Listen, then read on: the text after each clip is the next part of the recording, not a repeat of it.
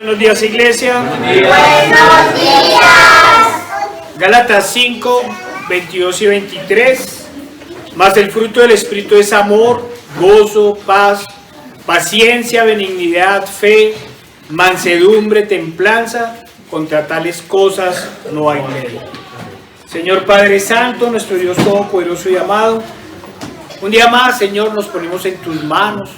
Un día más te pedimos, Señor, Padre, que abra nuestro entendimiento, que abra nuestro corazón, Señor, que nos uses, Señor, para tu gloria, para tu honra, para la edificación de los hermanos. Amén. Nos ponemos en tus manos en el poderoso nombre de nuestro Señor Jesucristo. Amén. Hermanos, seguimos en la serie entre la carne y el espíritu. Hoy vamos a hablar de la benignidad, el fruto de la benignidad. Nos dice Gálatas 5, 22, 23. Mas el fruto del Espíritu es amor, gozo, paz, paciencia, benignidad, bondad, fe, mansedumbre, templanza. Contra tales cosas no hay ley. Hermanos, hay tres raíces, orígenes de la palabra de benignidad. Tiene raíz griega, latina y dos raíces hebreas. En el latín viene la palabra benignitas. La raíz latina benignus se compone de bene, que es bueno, bien, y genius, naturaleza de benigno. Por lo tanto, la benignidad desde el latín se asocia con una buena naturaleza, una inclinación innata hacia la bondad, la generosidad y la dulzura. También la benignidad nos dice que guía hacia la indulgencia y la clemencia, la generosidad y la consideración, buscando el bienestar y la felicidad de los demás, llevando implícita la compasión, la solidaridad y la misericordia. En el griego viene la palabra ofrestos, que quiere decir benignos, buenos, de útil, para una buena obra. En el hebreo viene de dos raíces, anabá, que quiere decir humildad y mansedumbre. Y la palabra más utilizada en el Antiguo Testamento viene la palabra hebrea chesed, que significa amor incondicional, amor leal, gracia, amor inquebrantable, amor sin esperar nada a cambio, misericordia y fidelidad. Que lo podríamos resumir todo en amor ágape. Lógicamente, lo contrario de la benignidad es lo maligno, lo malo, el que busca el mal hacia los demás. En medicina, la palabra benigno se utiliza por lo general cuando se habla de tumores para hacer referencia a aquellos que no hacen mal al cuerpo, aquellos que no representan ningún peligro a la persona. Y maligno es el tumor cancerígeno que hay que extirpar para que no contamine todo y lleve a la persona a la muerte. La palabra benignidad aparece aproximadamente 248 veces en la Escritura, haciendo referencia primeramente a la benignidad de Dios y después a la benignidad de sus hijos, la cual podríamos decir que la recibieron como herencia, cuando fueron adoptados como hijos de Dios.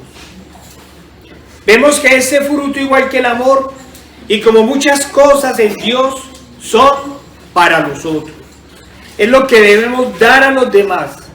Así podríamos decir que la benignidad es el amor leal, inquebrantable, desinteresado e indulgente para con los demás. Ahora, si hablamos de lo contrario, si hablamos de los frutos de la carne, podríamos hacer referencia a las enemistades, a los pleitos, los celos, las iras, las contiendas, las disensiones que llevan al mal, que llevan a la malignidad, al odio, y ese que por lo general lleva a la traición y a la muerte. Claro está que esta última también se llega por medio de la envidia. La envidia muchas veces ha llevado a la muerte. Hay varios momentos en las Escrituras que nos hablan de estos terribles frutos de la carne que siempre han llevado, como hemos dicho, al mal, al odio y a la muerte. Vemos que los frutos del Espíritu se contraponen a los frutos de la carne. Vamos a comenzar, hermanos, por los frutos de la carne. Recordemos una vez más que luego de la caída de Adán y Eva, el más terrible pecado que le siguió fue el asesinato, producto precisamente de todas estas obras de la carne. Vayamos, hermanos, a Génesis 4, 3 al 8.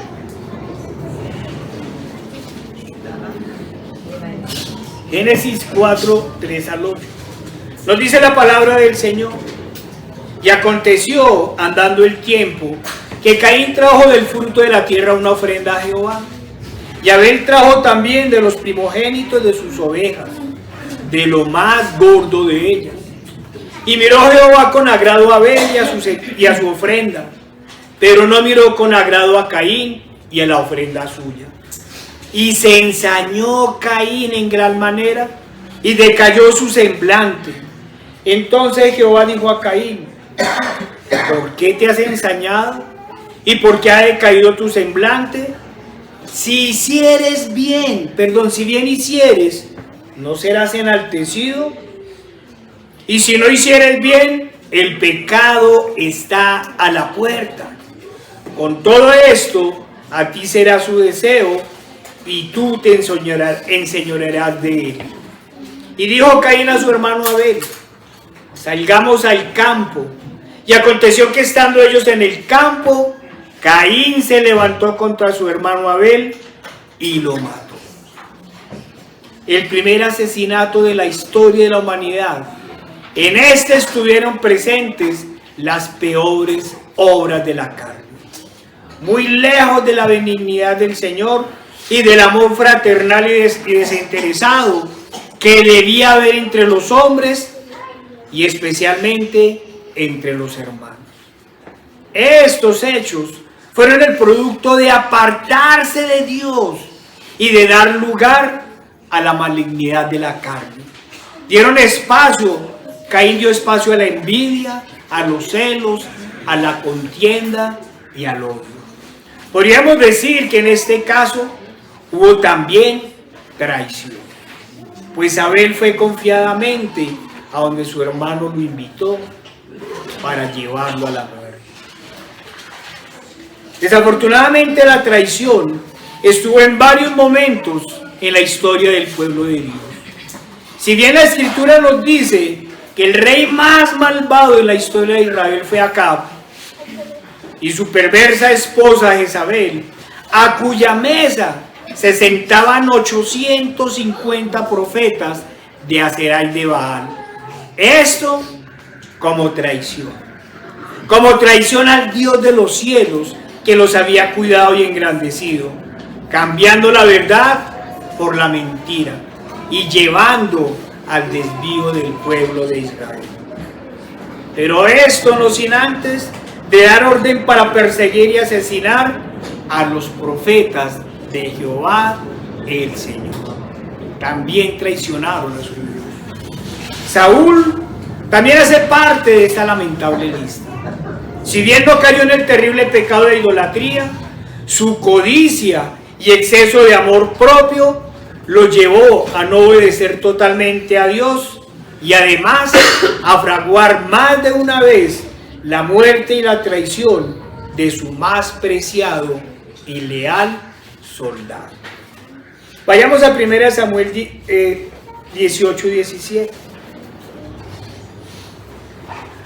Nos dice la palabra del Señor.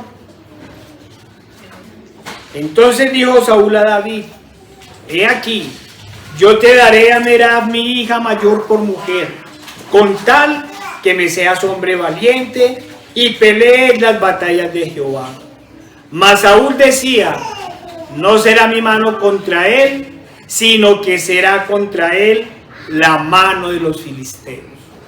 Sabemos que Saúl faltó a su palabra y dio a Merab a otro hombre. Pero como el pecado de algunos no tiene límites, en su deseo de que David muriera, Saúl preparaba otras heladas. Nos dice la palabra en 1 Samuel 18:25. Y Saúl dijo: decídase a David, el rey no desea la dote, sino 100 prepucios de filisteos, para que sea tomada venganza de los enemigos del rey. Pero Saúl pensaba hacer caer a David en manos de los filisteos. Una y otra vez buscó Saúl la muerte de David, unas veces por mano propia y otras veces enviándolo a acciones por las cuales iba a una muerte segura. Hermanos, cuando la envidia y el odio entran en nuestros corazones, en los corazones de los hombres, desaparece toda benignidad y entonces la maldad lo corroe todo. Cuidado, hermanos, cuidado con ese terrible pecado de la envidia. Como vemos, corre el corazón y da espacio, como siempre sucede, a pecados más graves.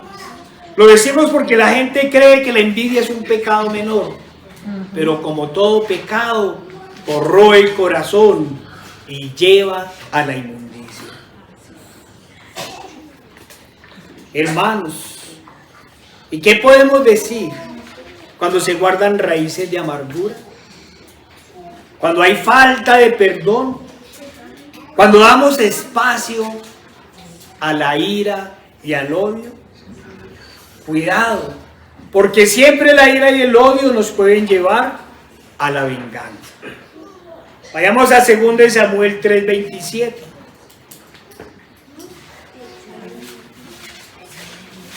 Segunda de Samuel 3:20 al 27. Esta es otra lamentable historia. Vino pues Abner a David en Hebrón, y con él 20 hombres. Y David hizo banquete a Abner y a los que con él habían venido.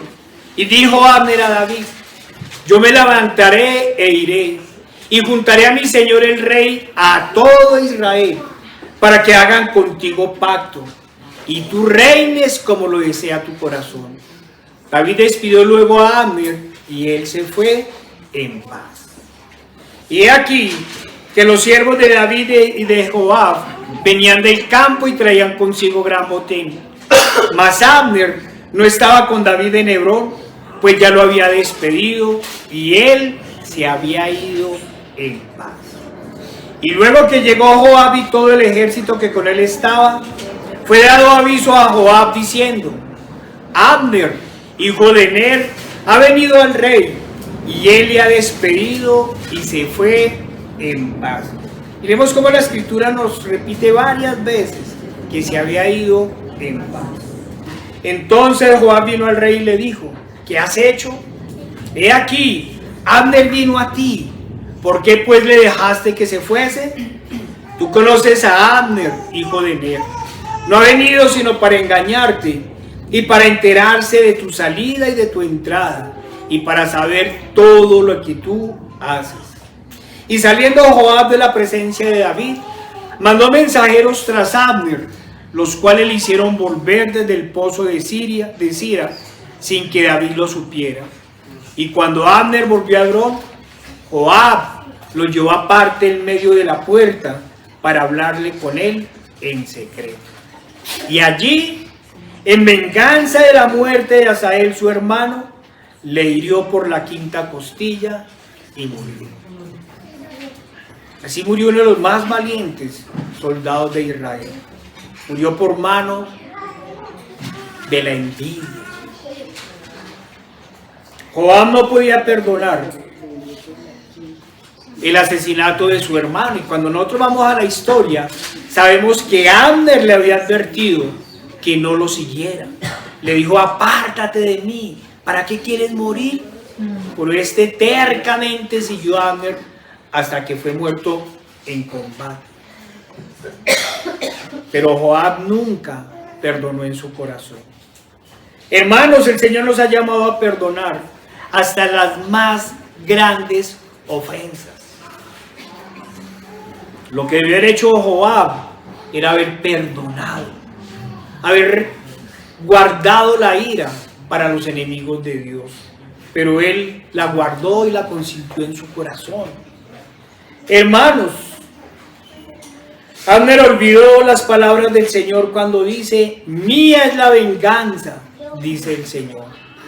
Por eso este hombre guardó odio, ira, enemistad, contiendas en su corazón que lo llevaron a matar a traición. Todos sabemos que para un militar, y más para esta época, el combate se hacía cuerpo a cuerpo y frente a frente. La traición era sinónimo de cobardía. Y un soldado valiente terminó convertido en un asesino cruel y despiadado. ¿Qué podemos, hermanos, decir de otros pecados? De otras obras de la carne que a veces la gente también las ve con ligereza. ¿Qué podríamos decir de la lascivia, la fornicación y el adulterio?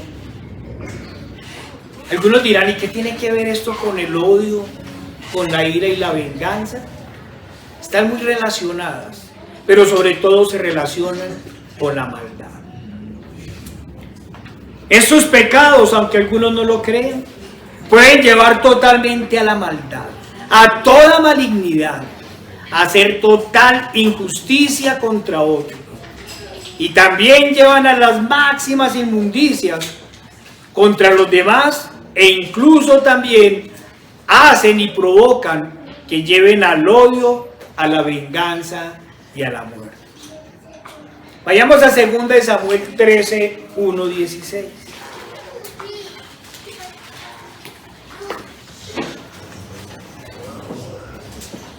Segunda de Samuel 13, 1 al 16.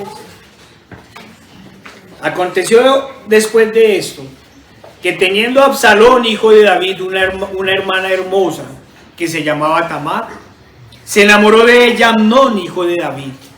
Y estaba Amnón angustiado, mira hasta dónde lleva el pecado, y estaba Amnón angustiado hasta enfermarse por Tamar, su hermana, pues por ser ella virgen, le parecía a Amnón que sería difícil hacerle cosa alguna. Y Amnón tenía un amigo que se llamaba Jonadab. Las consecuencias, hermanos, de los malos amigos. Hijo de Simea, hermano de David. Y Jonadab era hombre muy astuto. Y éste le dijo: hijo del rey, ¿por qué de día en día vas enflaqueciendo así? ¿No me lo descubrirás a mí? Y Amnón le respondió: yo amo a Tamar, la hermana de Absalón, mi hermano. Y Jonadab le dijo: acuéstate en tu cama y finge que estás enfermo. Y cuando tu padre viniere a visitarte, dile: te ruego que venga mi hermana Tamar para que me dé de comer y prepare delante de mí alguna vianda, para que al verla yo la coma de su mano. Se acostó pues Amnón y fingió que estaba enfermo, y vino el rey a visitarle, y dijo Amnón al rey: yo te ruego que venga mi hermana Tamar y haga delante de mí 2 hojuelas para que coma yo de su mano. Y David envió a Tamar a su casa diciendo: ve ahora a casa de Amnón tu hermano y hazle de comer. Y fue Tamar a casa de su hermano Amnón, el cual estaba acostado, y tomó harina y amasó, e hizo hojuelas delante de él y las coció. Tomó luego la sartén y la sacó delante de él, mas él no quiso comer. Y dijo Amnón: echad fuera de aquí a todos. Y todos salieron de allí. Entonces Amnón dijo a Tamar: trae la comida a la alcoba, para que yo la coma de tu mano. Y tomando Tamar las hojuelas que había preparado, las llevó a su hermano Amnón a la alcoba. Y cuando ella se las puso delante para que comiese, asió de ella y le dijo: ven, hermana mía, acuéstate conmigo. Miren hasta dónde lleva la inmundicia y el pecado. Ella entonces le respondió: no, hermano mío, no me hagas violencia, porque no se debe hacer así en Israel. No hagas tal vileza, porque ¿a dónde iría yo con mi deshonra? Y aún tú serías estimado como uno de los perversos de Israel. Te ruego pues ahora que hables al rey, que él no me negará a ti.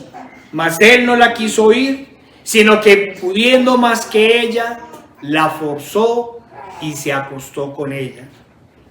Luego la aborreció Amnón con tal grande aborrecimiento que el odio con que la aborreció fue mayor que el amor con que la había amado. Y le dijo a Amnón: levántate y vete. Y ella respondió: no hay razón. Mayor mal es este de arrojarme que el que me has hecho. Mas él no la quiso oír. Hermanos y amigos, miremos cuánta maldad, a cuánta vileza nos pueden llevar los pecados de la carne. Los deseos de la carne pueden llevar a estados de ansiedad, de desesperación y de falta de control total. A veces la gente no se imagina lo terrible que son estos pecados, al igual que los pecados de los ojos que la gente ve con menor importancia. Muchas veces nos dicen: para eso tenemos los ojos, para mirar. Yo solo miro la belleza, yo no me imagino más.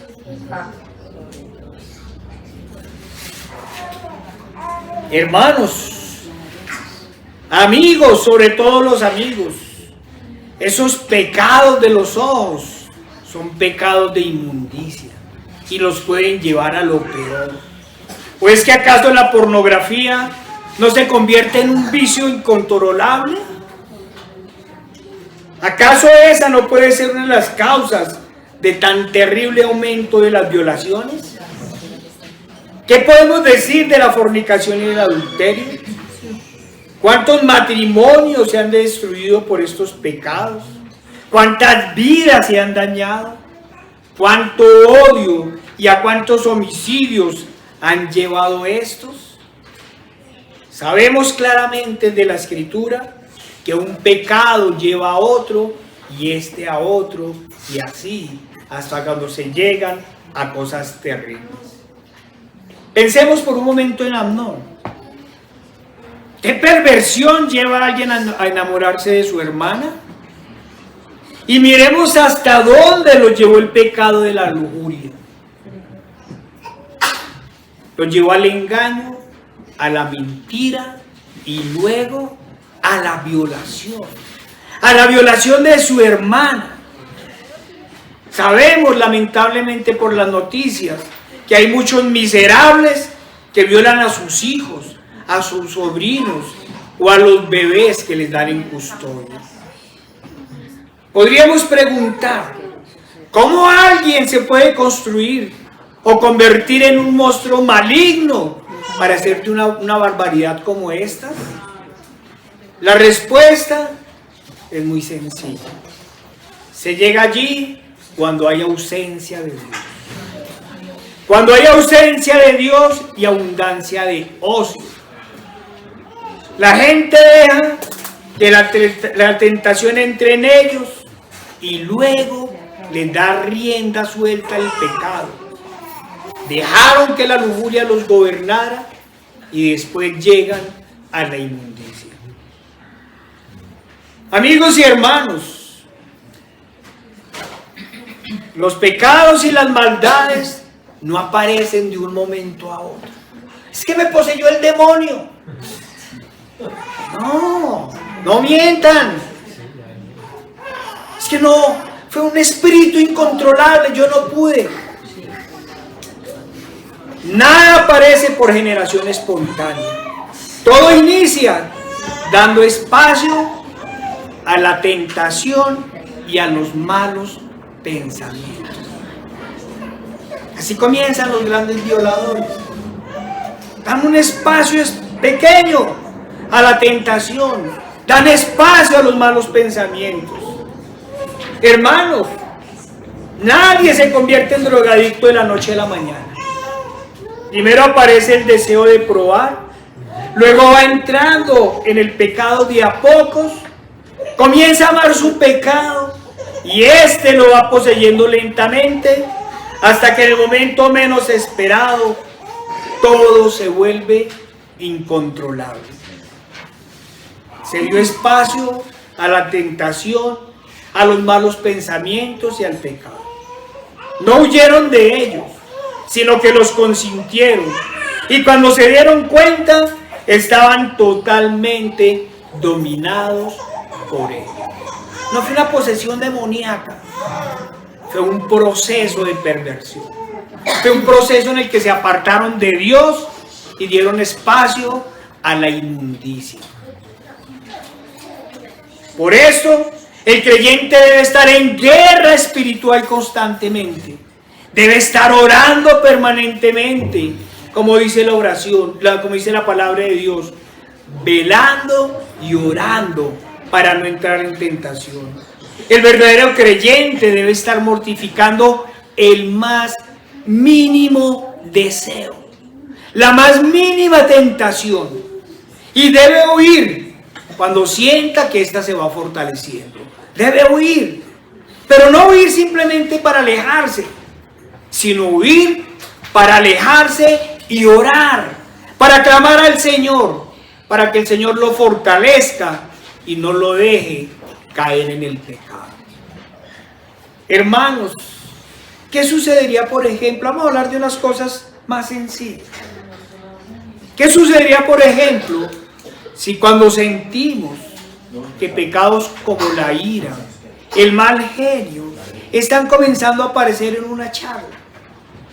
Estamos hablando, no nos ponemos de acuerdo, entramos en contradicción y comienza a aparecer ese pecado de la ira. ¿Qué sucediera, hermanos, si comenzáramos de una vez a orar para pedir calma? Y si vemos que la oración no es suficiente, porque la situación se está complicando, ¿qué sucediéramos si hiciéramos un alto en el camino y nos retiráramos a clamar al Señor para que nos fortalezca? ¿Qué sucedería? Que la contienda se acabaría y no daríamos paso al pecado. Pero damos espacio, le damos un mínimo espacio. No huimos del pecado. Y el pecado nos posee. No nos mintamos. Como se ha dicho, hermanos, un pecado no aparece de la nada. Recordemos las palabras de Santiago, sino que cada uno es tentado cuando de su propia concupiscencia es atraído y seducido. Amnón no se obsesionó de un momento para otro con su hermano. Y fíjese que estamos hablando de obsesión. No voy a dar espacio a la palabra amor, porque el amor, dice la palabra del Señor, que no hace mal. Si hubiera sido amor, por amor la hubiera respetado y se hubiera apartado de ella. Él dio cabida a los malos deseos, no controló sus pasiones, no huyó del pecado, sino que consintió el pecado y buscó el pecado. Lo buscó, lo planeó. No, hermanos, es que caí en pecado. Sin darme cuenta, traicioné a mi esposa de un momento a otro. No mientan. El adulterio no aparece por generación espontánea. Se da espacio al pecado, se permite el pecado. Y este lo contamina todo. ¿Y cuál fue el final de esta lamentable situación? No solo violó a su propia hermana, sino que además la despreció y la tiró como si fuera un trapo de inmundicia. ¿A cuánto mal nos lleva el pecado? Un solo espacio que se le permita y todo lo juzga. Y con esta terrible situación, un pecado lleva a uno más grave. Aparece el rencor, la ira y el odio en el corazón de Absalón, hermano de Tamar. Mira todo lo que generó el haberle dado rienda suelta al pecado y a la maldad. Y con todos estos los deseos de venganza y todos estos pecados no mortificados conducieron luego al homicidio. 2 años. 2 años, dice la escritura, que duró Absalón fraguando la muerte de su mismo hermano. En todo ese tiempo, lo único que hizo fue dar rienda suelta a la ira y al rencor. No podemos dar espacio al más mínimo pecado. ¿Qué dio derecho a Absalón? Haber clamado a Dios por justicia, haber ido a orar, a deshacerse del odio y del rencor. Algunos dirán, está muy trágico, hermano, no todo lleva al homicidio. Es cierto, todo pecado no lleva al homicidio, pero todo pecado lleva a dañar a otras personas y llevan a la condenación eterna, a la segunda muerte. ¿O es que el borracho no lleva a su familia a la infelicidad? ¿No la lleva al pecado y a la miseria? Amigos, tengan cuidado por el exceso de amor propio y por el amor al pecado. Hablamos del exceso de amor propio porque todo esto no es más que ese exceso de amor propio, de todo quererlo para sí, de amarse mucho y de no amar a los demás, de no respetar a los demás. Hermanos y amigos, ¿alguna vez nos hemos detenido a pensar en Judas? ¿Qué pasó por la mente y el corazón de Judas para entregar a su maestro? Sabemos que la historia de la humanidad está llena de traiciones, pero una traición como esta, traicionar a la bondad encarnada, traicionar al máximo ejemplo de amor y misericordia, traicionar a quien solo hacía el bien, traicionar a aquel que sanaba enfermos, expulsaba demonios y levantaba muertos, traicionar a quien era el máximo ejemplo de sabiduría. Es que desde el más humilde como el ciego que fue sanado, hasta el más docto como el sacerdote Nicodemo, comprendían que nadie podía hacer semejantes obras si Dios no estuviese con él. Sí, entendemos que otros habían sido cegados por el pecado, pero era claro que nadie podía hacer las obras que hacía el Señor si Dios no estuviera con él. Pero traicionar a su Señor, y además traicionarlo por el precio de un esclavo. Sabemos que la Biblia dice que Judas era ladrón. Judas, a pesar de todo lo que había visto y de todas las enseñanzas que había recibido, siguió consintiendo un pecado que él consideraba menor. No mortificó sus concupiscencias y luego permitió que la tentación se uniera con ellas, y como Amnón lo invadió el pecado y la avaricia lo llevó a traicionar al único que tenía poder para salvarlo.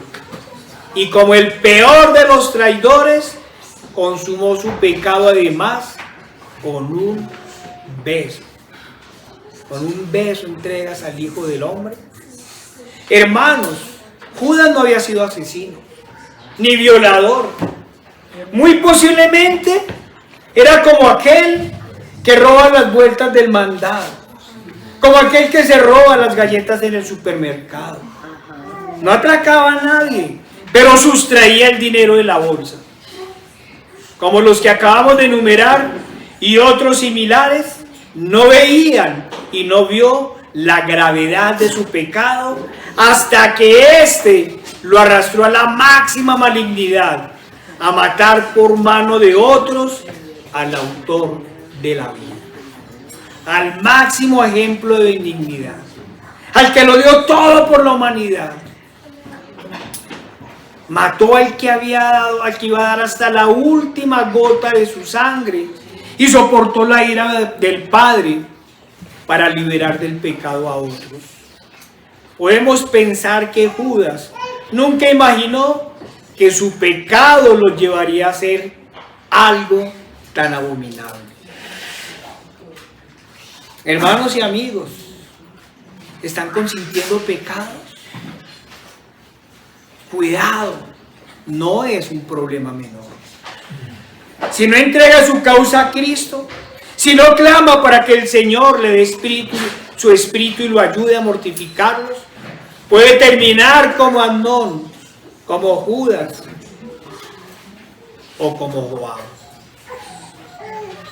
Hay otros que no ven el peligro, porque consideran que sus pecados son ínfimos, menores, como dijo alguien, pecados respetables, que posiblemente no los llevará a ser violadores, ni traidores, ni asesinos.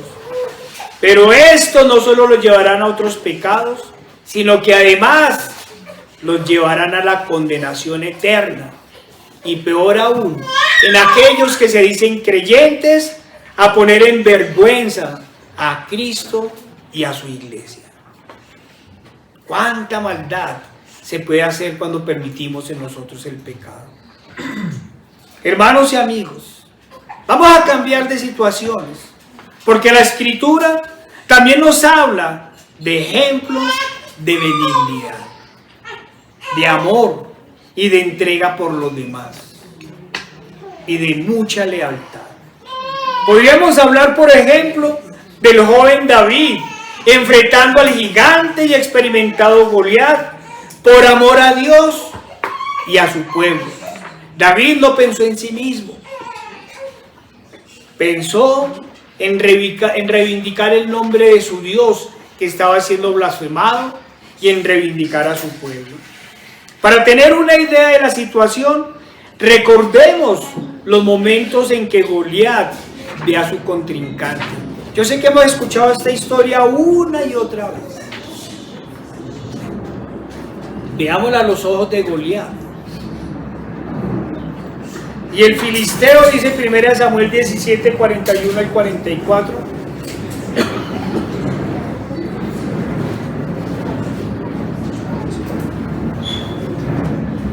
Y el filisteo venía andando y acercándose a David, y su escudero delante de él. Y cuando el filisteo miró y vio a David, le tuvo en poco, porque era muchacho y rubio y de hermoso parecer. Y le dijo el filisteo a David: ¿soy yo perro para que vengas a mí con palos? Y maldijo a David por sus dioses. Dijo luego el filisteo a David: ven a mí y daré tu carne a las aves del cielo y a las bestias del campo.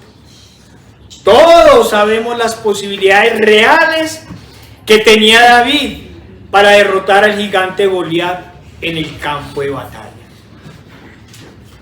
Ni siquiera los más experimentados y valientes soldados del ejército israelí se atrevían a enfrentar a su poderoso enemigo. No pocos cristianos se han enfrentado y derrotado con la ayuda de Dios al gigante Goliat presente en sus pecados y sus concupiscencias, porque han clamado. No pocos cristianos han enfrentado peligros en sus vidas por amor de Cristo, del Evangelio y de sus hermanos. Muchos incluso fueron muertos por el Goliat del papado, pero no fueron derrotados en su fe. Por eso dice la Escritura, si Dios es con nosotros, ¿quién contra nosotros? Dice 1 Samuel 17, 45 al 47. Entonces dijo David al filisteo, ojalá nosotros le pudiéramos hablar hacia el pecado: tú vienes a mí con espada y lanza y jabalina, mas yo vengo a ti en el nombre de Jehová de los ejércitos, el Dios de los escuadrones de Israel, a quien tú has provocado. Jehová te entregará hoy en mi mano, y yo te venceré, y te cortaré la cabeza, y daré hoy los cuerpos de los filisteos a las aves del cielo y a las bestias de la tierra. Y toda la tierra sabrá que hay Dios en Israel. Y sabrá toda esta congregación que Jehová nos salva con espada y con lanza, porque de Jehová es la batalla, y Él os entregará en nuestras manos. Cuánta fe y cuánta seguridad en Dios tenía David para arriesgar su vida por la causa de Dios y de su pueblo. Hermanos, es tomados de la mano de nuestro Cristo que podamos combatir contra el Goliat del pecado, contra este sistema de maldad también del anticristo y contra su religión de confusión. Pero sabemos que no lo vamos a hacer por nosotros, sino por Cristo y las ovejas que Él nos ha dado, por amor de su iglesia. Pero la benignidad de David no solo la vemos en su combate por Dios y por su pueblo, sino en la lealtad que hasta último momento tuvo con Saúl, el mismo que buscaba toda oportunidad para matarlo. ¿Qué hubiera sucedido si David hubiera hecho lo de Joab o lo del hermano de Tamar? Si cada vez que Saúl intentaba matarlo, hubiera guardado rencor en su corazón. Pero por el contrario, iba al Señor. Y todos sabemos que las veces que lo tuvo en su mano, dijo: no tocaré al ungido de Jehová. En la Biblia también encontramos otras historias de gente también muy humilde, como Ruth. Ruth es un ejemplo de benignidad. Entendida esta, como hemos dicho, además de todas las virtudes que lleva el amor, nos lleva a un amor desinteresado por nosotros. Nos dice Ruth 1 al 18. Aconteció que en los días que gobernaban los jueces, que hubo hambre en la tierra, y un varón de Belén de Judá fue a morar en los campos de Moab, él y su mujer y sus 2 hijos. El nombre de aquel varón era Elimelech, y el de su mujer Noemí. Y los nombres de sus hijos eran Marlón y Kelión, efreteos de Belén de Judá. Llegaron pues a los campos de Moab y se quedaron allí. Y murió Elimelech, marido de Noemí, y quedó con ella sus 2 hijos, los cuales tomaron para sí mujeres moabitas. El nombre de una era Orfa y el nombre de la otra Ruth. Y habitaron allí unos 10 años. Y murieron también los 2, Maglón y Kelión, quedando así la mujer desamparada de sus 2 hijos y de su marido. Entonces se levantó con sus nueras y regresó a los campos de Moab, porque oyó que en el campo de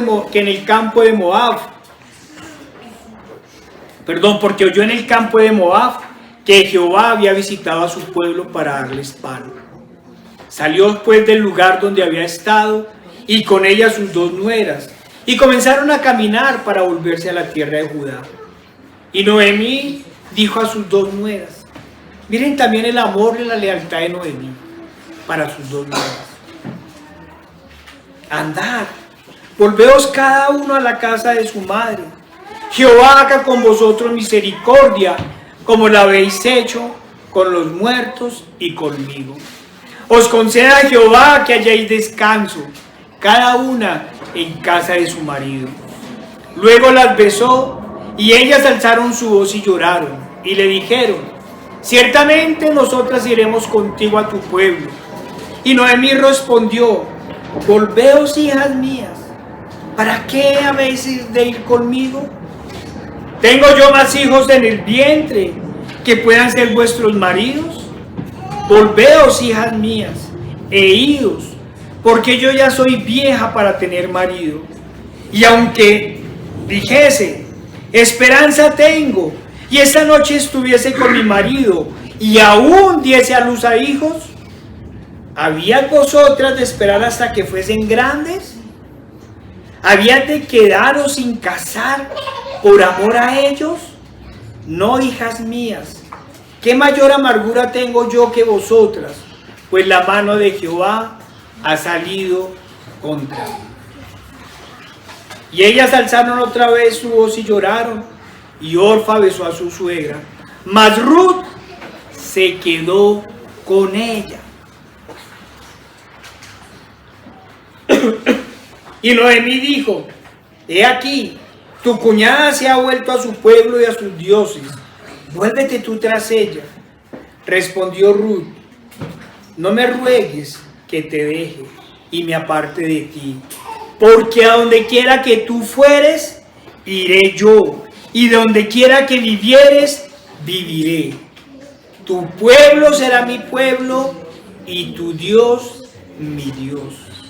Donde tú murieres, moriré yo, y allí seré sepultada. Así me haga Jehová, y aún me añada, que solo la muerte hará separación entre nosotras dos. Y viendo Noemí que estaba tan resuelta a ir con ella, no dijo más. Hermanos, ¿qué hubiera sido de Noemí, anciana, viuda y sola?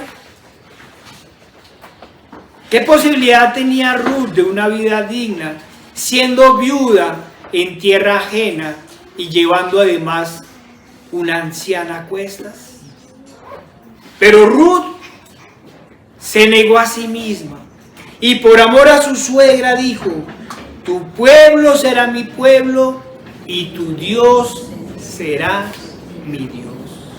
Ruth se negó a sí misma por amor y por lealtad a su anciana suegra, y caminó segura con ella a un camino que posiblemente iba a estar lleno de dificultades y necesidades. Pero su amor le impidió abandonar a la anciana. Esta es la benignidad que nos lleva al Señor. Vayamos a otra historia. ¿Qué podríamos decir de Rahab? Que arriesgó todo, incluyendo su vida y la de su familia, por fidelidad y temor reverente hacia Dios y por amor a su familia. Nos dice la palabra del Señor en Josué 2:1-3. Josué, hijo de Nun, envió desde Sittim 2 espías secretamente diciendo: andad, reconocer la tierra y a Jericó, y ellos fueron. Y entraron en casa de una ramera que se llamaba Rahab, y posaron allí. Y fue dado aviso al rey de Jericó diciendo: he aquí que hombres de los hijos de Israel han venido aquí esta noche para espiar la tierra. Entonces el rey de Jericó envió a decir a Rahab: saca a los hombres que han venido a ti y han entrado a tu casa, porque han venido a espiar toda la tierra. Pero la mujer había tomado a los 2 hombres y los había escondido, y dijo: en verdad que unos hombres vinieron a mí, pero no supe de dónde eran. Y cuando se iba a cerrar la puerta, siendo ya oscuro, esos hombres salieron, y no sé a dónde se han ido. Seguidlos a prisa, y los alcanzaréis. Mas ella los había hecho subir al terrado, y los había escondido entre los manojos de lino que tenía puestos en el terrado. Y los hombres fueron tras ellos por el camino del Jordán hasta los vados, y la puerta fue cerrada después que salieron los perseguidores. Antes que ellos se durmiesen, ella subió al terrado y les dijo, miren la palabra de Rahab: sé que Jehová os ha dado esta tierra, porque el temor de vosotros ha caído sobre nosotros, y todos los moradores del país ya han desmayado por causa de vosotros. Porque hemos oído que Jehová hizo secar las aguas del mar Rojo delante de vosotros cuando salisteis de Egipto, y lo que habéis hecho a los dos reyes de los amorreos que estaban al otro lado del Jordán, a Sehón y a Og, a los cuales habéis destruido. Lo que nos está mostrando Rahab es que había entendido el poder del Dios de los cielos. Os ruego pues ahora que me juréis por Jehová, que como he hecho misericordia con vosotros, así haréis vosotros con la casa de mi padre, de lo cual me daréis una señal segura, y que salvaréis la vida a mi padre y a mi madre y a mis hermanos y a mis hermanas, y todo lo que es suyo, y que libraréis nuestras vidas de la muerte. Algunos han tomado como excusa esta historia para hablar de la justificación por las obras. Pero cuando leemos las palabras de Jehová, como lo habíamos dicho, vemos que ella reconoce no solo que hay un Dios en el cielo, sino que es el único Dios verdadero y con gran poder. Rahab lo arriesga todo por la causa de Dios, por el pueblo de Dios y por amor a su familia. Hermanos, vayamos a otra historia de amor y lealtad. Vayamos a 1 Samuel 20, 30 al 33.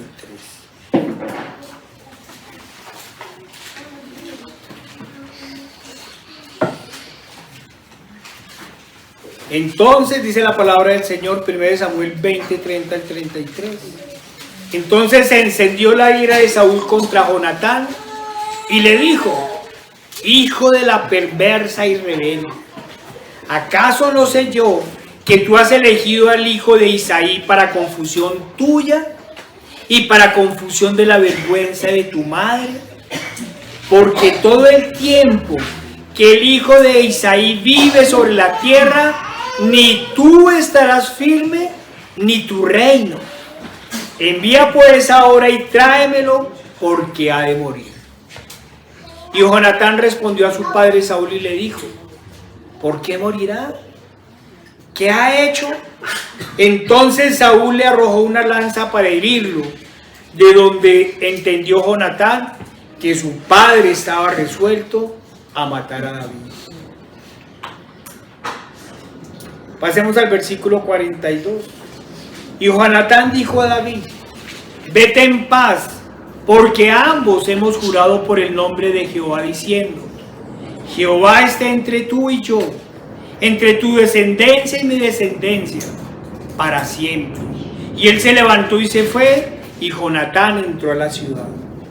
Hermanos y amigos, Jonatán se opuso a los planes malvados de su padre el rey, poniendo en peligro su vida, y para mal, por decirlo así, de él, porque estaba garantizando con el apoyo a David que él nunca iba a ser rey sobre Israel. Jonatán se despojó de toda codicia y de toda ambición para obedecer a Dios, defender la vida de su amigo y garantizar la estabilidad de su pueblo. Todo lo contrario a la historia de Caín o a las otras historias perversas que nos muestra la Biblia. Como estos, hay muchos ejemplos en la Escritura. Pero sin lugar a duda, hermanos, la mayor benignidad para el pueblo viene de Dios.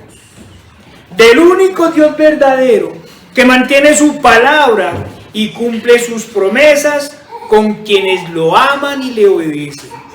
Claro que para los desobedientes también hay promesas.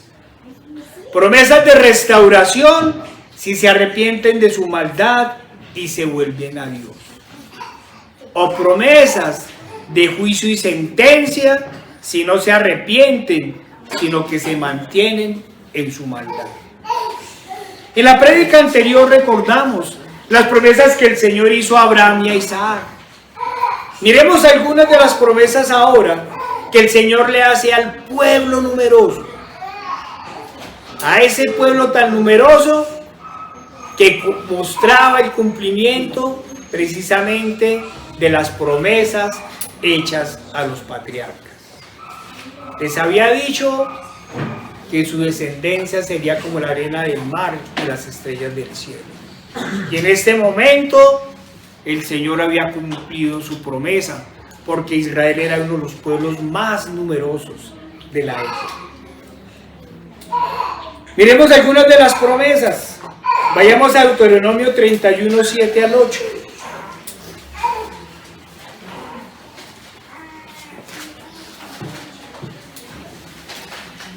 Le dijo el Señor, y llamó Moisés a Josué, y le dijo en presencia de todo Israel: esfuérzate y anímate, porque tú entrarás con este pueblo a la tierra que juró Jehová a sus padres que les daría.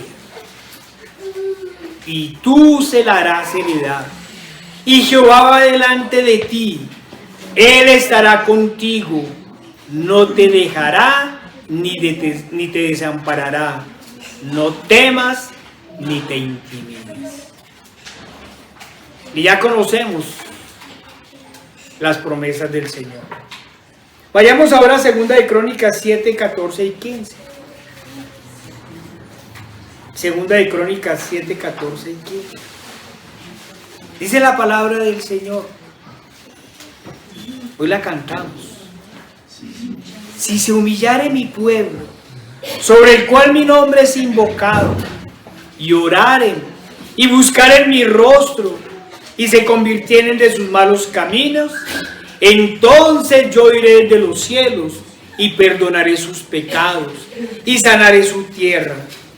Ahora estarán abiertos mis oídos, y abiertos mis ojos, y atentos mis oídos a la oración en este. ¿Cuántas veces hemos clamado al Señor y el Señor nos ha respondido? Muchas veces. Muchas veces esta iglesia ha clamado al Señor y el Señor nos ha respondido de una vez. Muchas veces nos ha respaldado.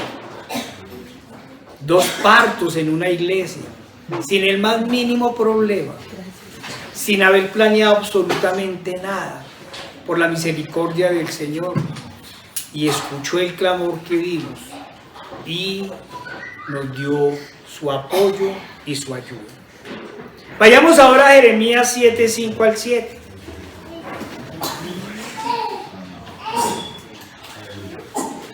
Jeremías 7, 5 al 7.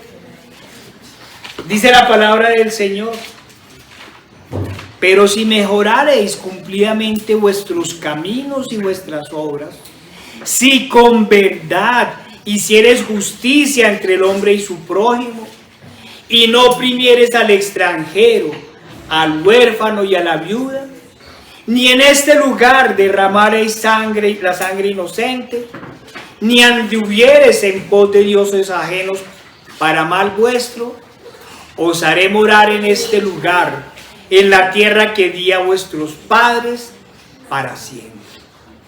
Eran las promesas de Dios a su pueblo en ese momento. El Señor siempre reconfortó a su pueblo. Aún en los momentos de los más duros juicios, el Señor estuvo con ellos y siempre sus promesas estuvieron presentes. Hermanos, si vamos a la palabra de Dios y a la historia, vemos que el Señor en su benignidad siempre ha cumplido su palabra. sus promesas de bendición, pero también sus promesas de juicio. El Señor siempre ha bendecido a su pueblo, lo ha sustentado y lo ha protegido, tanto al Israel físico en el Antiguo Testamento como a su iglesia en el Nuevo Testamento. Así como en el desierto soportó la rebeldía y la desobediencia y tuvo misericordia del remanente, así sustenta a su iglesia en estos momentos de terrible apostasía y de desobediencia. Los rebeldes de hoy preguntarán por los juicios que envió el Señor al pueblo de Israel en el Antiguo Testamento y que ha enviado en estos tiempos a la tierra. Porque lo que estamos viviendo son juicios del Señor. Y todos se asustaron. Mucha gente salió llorando, clamando, ahí sí se acordaron de Dios, porque el Señor hizo mover los cimientos de la tierra. Hermanos, muchos cuestionan la benignidad del Señor por estas cosas. Constantemente escuchamos esos cuestionamientos por parte de los impíos. La respuesta, como siempre, desde la palabra del Señor, es sencilla. Muchas de las cosas que le sucedieron al pueblo de Israel y que le suceden a la humanidad hoy no son más que las consecuencias de sus pecados. Y eso que el Señor sigue siendo misericordioso con este mundo caído. El Señor, como Padre justo, siempre ha condicionado sus promesas.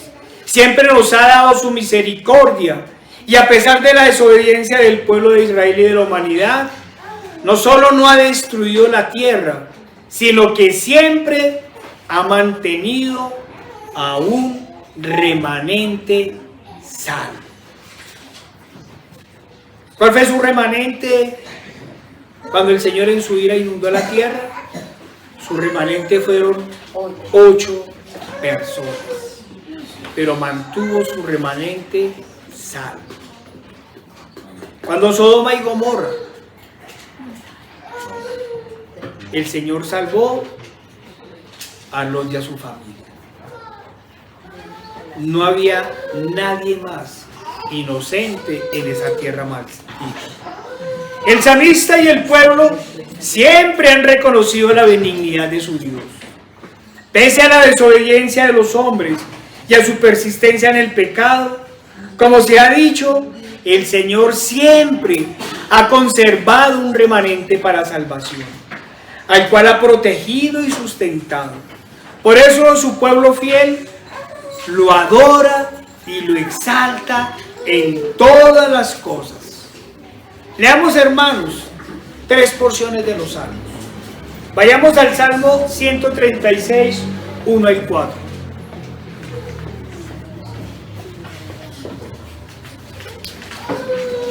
Salmo 136, 1 al 4.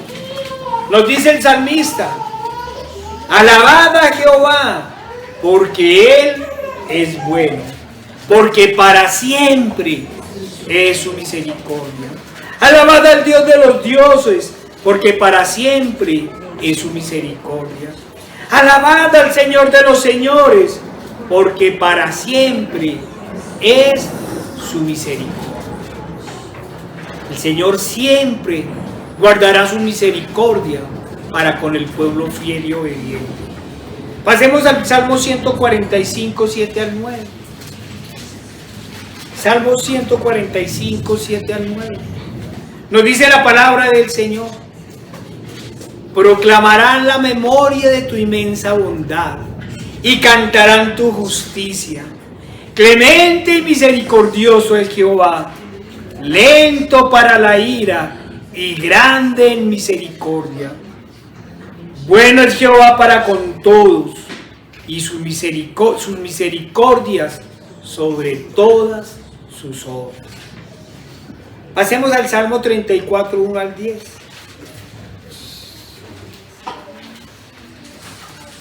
Bendeciré a Jehová en todo tiempo, su alabanza estará de continuo en mi boca. En Jehová se gloriará mi alma, Lo oirán los mansos y se alegrarán. Engrandeced a Jehová conmigo y exaltemos aún a su nombre. Busqué a Jehová y él me oyó y me libró de todos mis temores. Los que miraron a él fueron alumbrados y sus rostros no fueron avergonzados. Este pobre clamó y le oyó a Jehová y lo libró de todas sus angustias. El ángel de Jehová acampa alrededor de los que le temen y los defiende. Gustad y ved que bueno es Jehová, dichoso el hombre que confía en él. Temed a Jehová vosotros sus santos, pues nada falta a los que le temen. Los leoncillos necesitan y tienen hambre, pero los que buscan a Jehová no tendrán falta de ningún bien. Oh hermanos, quisiéramos que tuviéramos todo el tiempo para leer una y otra vez estos pasajes de adoración y de exaltación para nuestro buen y maravilloso Dios. Hermanos, los invito a que a diario lo hagan en sus casas, que enseñen a sus hijos a alabar y a glorificar a este gran, maravilloso y bondadoso Dios que tenemos, porque la benignidad de nuestro Dios no tiene límites. La bondad de nuestro Dios es realmente infinita, a pesar, como se ha dicho, de la ingratitud de los hombres. A pesar de esa ingratitud, el Señor, por su justicia y amor infinito, siempre nos ha hecho promesas. Nos ha hecho promesas de restauración y de sustentación. Pero también dio promesas de dar un Salvador. Pese a tanto mal de los hombres, el Señor una y otra vez nos habló de un Salvador. Quiero llamarle a los incrédulos, a los que aún no creen en la palabra del Señor. A esto les recordamos que el Señor en sus promesas siempre lo dijo todo. Nos dijo el lugar de donde vendría el Salvador. Nos dijo de qué descendencia vendría. Nos dijo la forma en que vendría. Pero también dijo lo que tendría que sufrir, lo que tendría que padecer para justificar a muchos. La palabra del Señor no tiene equívocos, ni hay que hacer cursos especiales de interpretación para comprender sus promesas.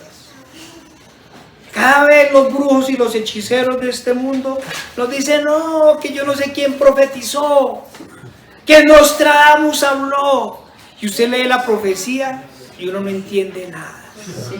Pero nuestro Dios habla claramente. Amén. Cuando le sentenció al pueblo de Israel, dictó sentencia, les dijo qué pueblo los iba a invadir.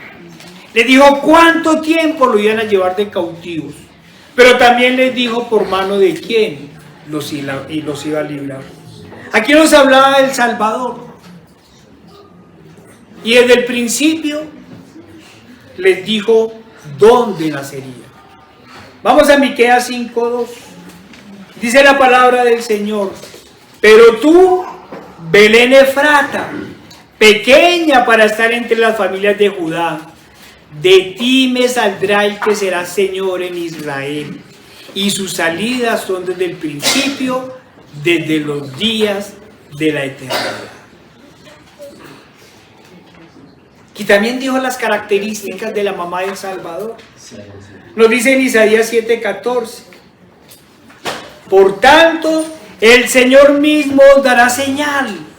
He aquí que la Virgen concebirá y dará a luz un hijo, y llamará su nombre Emmanuel. Claro nos habla el Señor. Pero también nos dijo las características de ese niño. Nos dice Isaías 9:6: Porque un niño nos es nacido, hijo nos es dado, el principado sobre su hombro, y será llamado su nombre admirable, consejero, Dios fuerte, Padre eterno, príncipe de paz. Ya nos está dando las cualidades, que no solo era hombre, sino que era Dios mismo. Pero dio más pistas. Nos dijo de dónde iba a descender. Nos dice Isaías 11, 1 al 4. Saldrá una vara del tronco de Isaí, y un vástago retoñará de sus raíces, y reposará sobre él el espíritu de Jehová, espíritu de sabiduría y de inteligencia, espíritu de consejo y de poder, espíritu de conocimiento y de temor de ojos, y le hará entender diligente en el temor de Jehová. No juzgará según la vista de sus ojos, ni arguirá por lo que oigan sus oídos, sino que juzgará con justicia a los pobres, y arguirá con equidad por los mansos de la tierra. Y herirá la tierra con la vara de su boca, y con el espíritu de sus labios matará al impío. Ya nos está hablando de Apocalipsis. Y dice Jeremías 23, 5 al 6. Ahora lo dice Jeremías. He aquí vienen días, dice Jehová, en que levantaré a David renuevo justo, y reinará como rey, el cual será dichoso, y hará juicio y justicia en la tierra. En sus días será salvo Judá, e Israel habitará confiado, y este será su nombre, en el cual le llamarán Jehová, justicia nuestra. Desde los tiempos antiguos, el Señor había hablado de Dios encarnado. No era cualquier rey a quien iba a enviar, no era cualquier profeta, era Dios mismo quien se prometía para en su eterna benignidad conceder libertad a los cautivos y dar perdón a los pecadores arrepentidos. Pero el Señor en su benignidad fue más allá, pues habiendo anunciado que sin derramamiento de sangre no hay remisión de pecados, anunciaba que se necesitaba de un sacrificio perfecto por medio del cual se borraran nuestras transgresiones. Nos dice en Isaías 53, ciertamente llevó él nuestras enfermedades y sufrió nuestros dolores, y nosotros le tuvimos por azotado, por herido de Dios y abatido. Mas él herido fue por nuestras rebeliones, molido por nuestros pecados. El castigo de nuestra paz fue sobre él, y por su llaga fuimos curados. El sacrificio perfecto solo podía ser el de un ser perfecto, sin mancha y sin pecado, que tuviera una esencia divina, pero que a la vez soportara las pruebas en un cuerpo humano. Porque de tal manera amó Dios al mundo, que ha dado a su Hijo unigénito, para que todo aquel que en él cree no se pierda, mas tenga vida eterna. Hermanos, en su benignidad y misericordia, Dios se hizo hombre en Jesucristo para darse a sí mismo en sacrificio por la redención de nuestros pecados. Pero en este glorioso misterio de la Trinidad, vemos también el amor de Dios por nosotros, en que entrega a su único Hijo, a su Hijo único, como Cordero perfecto para el sacrificio perfecto, como Cordero perfecto que nos daría el perdón de pecados y la salvación. Hermanos, los que hemos sido padres sabemos que preferiríamos morir nosotros antes de entregar a un hijo, y máxime al único hijo. Pero en su amor incondicional, el Padre entrega a su único Hijo como propiciación para nuestra salvación. Todos sabemos que ni siquiera toda la sangre de los animales hubiera sido suficiente para el perdón de los pecados. De igual forma, ningún hombre relativamente justo. Decimos que relativamente justo porque la palabra del Señor dice que todos hemos pecado. ningún hombre hubiera aceptado morir en sacrificio para dar salvación a los pecadores. Ningún hombre relativamente justo hubiera muerto por los que eran más injustos que él. Hermanos, sabemos que esto es inimaginable e incomprensible. Que el Dios Todopoderoso, Creador del cielo y de la tierra, y de todo cuanto existe, por amor a los hombres, se hiciese hombre para darse en sacrificio, para dar salvación a los pecadores, definitivamente no es entendible para la mente humana. El máximo ejemplo de amor, el máximo ejemplo de entrega, el máximo ejemplo de negación a sí mismo, nos lo ha dado nuestro Dios. Hermanos, es necesario que comprendamos esta situación, porque el Señor no solo se entregó a sí mismo en sacrificio, sino que siendo sin pecado, se hizo pecado por nosotros, se hizo maldición por nosotros. Quien no cometió pecado, se hizo pecado por nosotros. El día que muchos comprendan estas cosas, solo entonces comprenderán el gran amor de Dios por nosotros. Hemos dicho una y otra vez que el Señor no nos pide nada que no hubiera hecho antes por nosotros.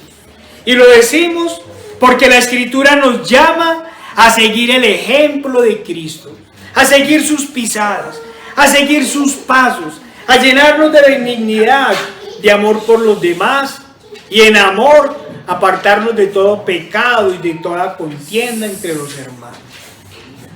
Miren lo que nos dice el Señor.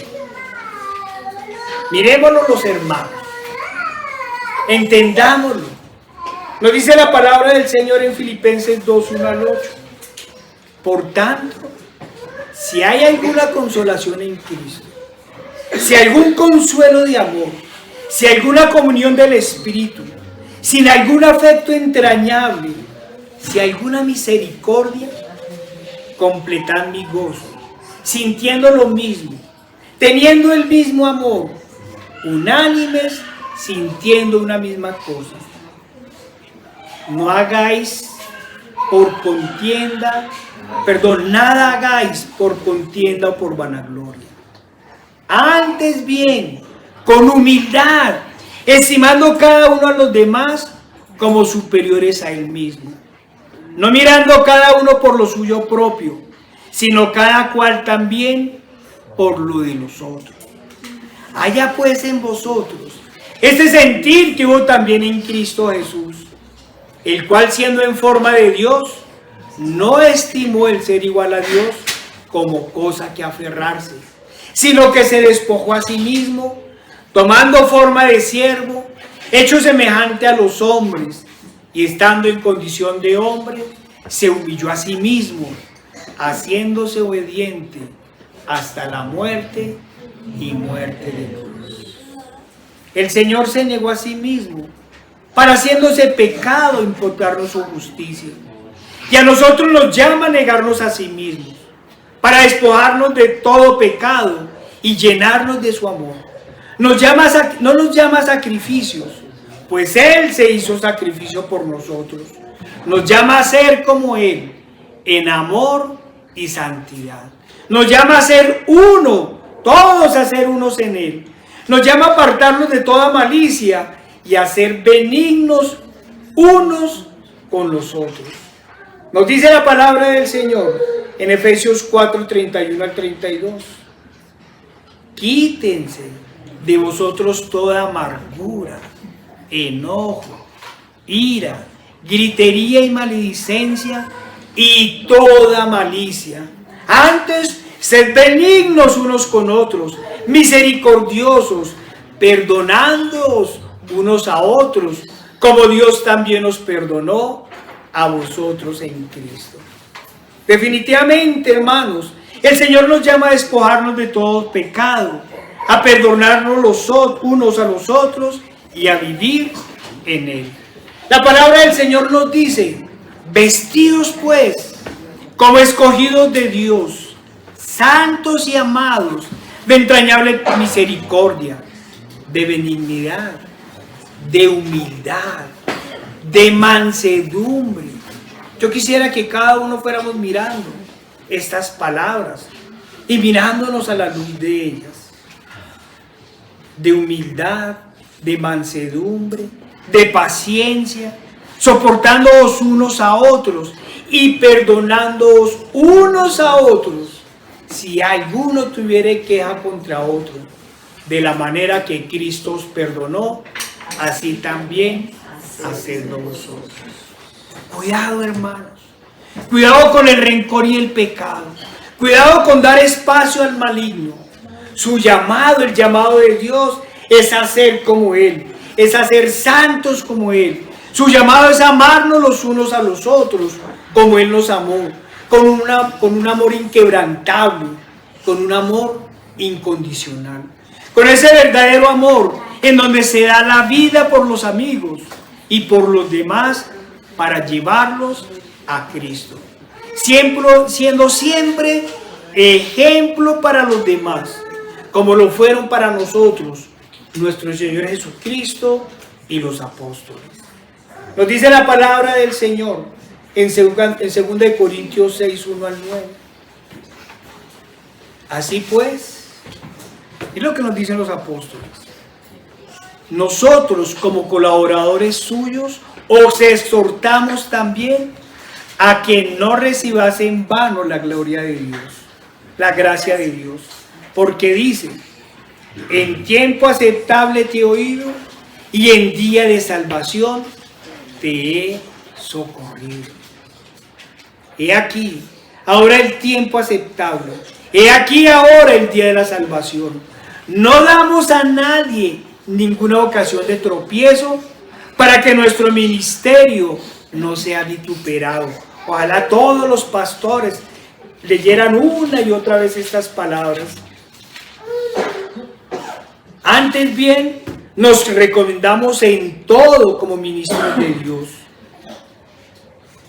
en mucha paciencia, en tribulaciones, en necesidades, en angustias, en azotes, en cárceles, en tumultos, en trabajos, en desvelos, en ayunos, en pureza, en ciencia, en longanimidad, en bondad, en el Espíritu Santo, en amor sincero, en palabras de verdad, en poder de Dios, con armas de justicia a diestra y a siniestra, por honra y por deshonra, por mala fama y por buena fama, como engañadores pero veraces, como desconocidos pero bien conocidos, como moribundos, mas he aquí vivimos, como castigados mas no muertos, como entristecidos mas siempre gozosos, como pobres mas enriqueciendo a muchos, como no teniendo nada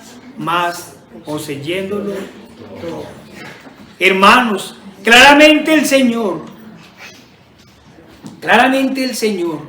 nos da ese fruto maravilloso de la benignidad, para que deshaciéndonos con su favor de toda inmundicia, de toda lascivia y de todo pecado, podamos caminar hacia la santidad, hacia Él, y llevar a muchos a sus pies, aún si fuera para ello dar nuestra propia vida. Señor Padre Santo, nuestro Dios Todopoderoso y amado, te damos gracias por esta palabra, Señor. Te pedimos, te clamamos, Señor. Haznos dignos, hijos tuyos, Señor. Ayúdanos, Señor, por medio de tu Espíritu a seguir tus pasos, Señor. A seguir los pasos de la benignidad, Señor. Y a darlo todo por ti, por tu causa y por tu pueblo.